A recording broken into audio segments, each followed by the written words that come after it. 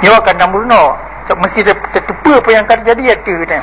Apa penyakit bantah dia orang. Yang penyakit apa betul-betul. Mana di mampu mat.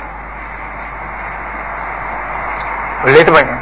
Apa yang kita nyo murno ni. Apa yang kita nyo pubuh ni. Yang kenggak punya no nonsense.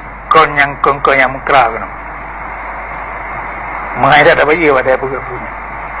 Dia ada usaha. Pakai catemnya madu. Karena tujuan katanya suci ya kena. Orang lagi eloknya hana lum kena udit. Lebih bega mati ni baik jajah Jawa. Ni kambu musai luar biasa dah indah tu dia mandu kan. Mutanya yang kaganye ni dah tim rumah Jawa. Nampak kan?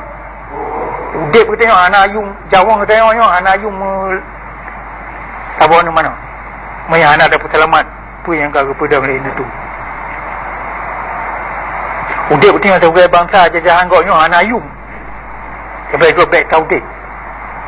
Mera depu arti kemuliaan. Uri nak kau ane depu apa kai penuh aja buka tu. Nyo kata katruk penuh nyo murno ni.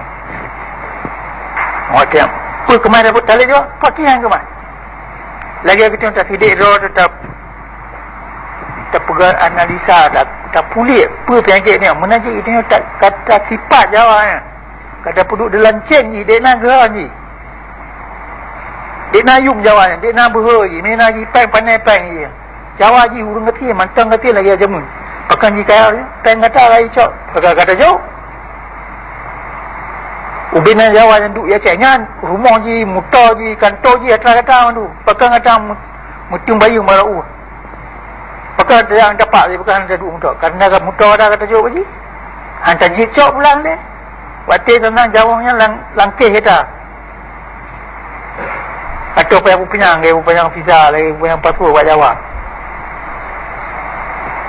Jawabnya kata depa menyangkutnya orang Islam buat Tuhan. Kita tengok kalau mati dia waktu itu aja. Kita tengok anak mati kerana ada yang perang. Kaya? Kita tengok mati waktu itu aja. Orang yang pihak apa lagi pihak perang tadi. Ni elemen yang kagak ada. Elemen indah tu ni tapi elemen tu mana ada apa koli. Ada mungkin belak dia buat kerupuk. Udah Jawa. Yang mungkin belak timur, koli barat. Koli kiblat.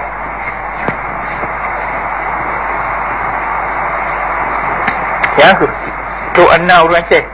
Ilaka ketika bangga ada bunang teramu Mekah, urang Jawa, Sulawesi, Maluku atau tempat mesti hangka barat orang Aceh.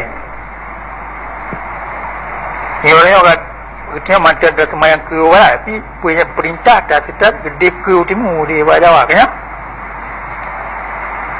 Tanya anak terasa apa? Anak terasa anak patut. Tawak dumpa ke gabai.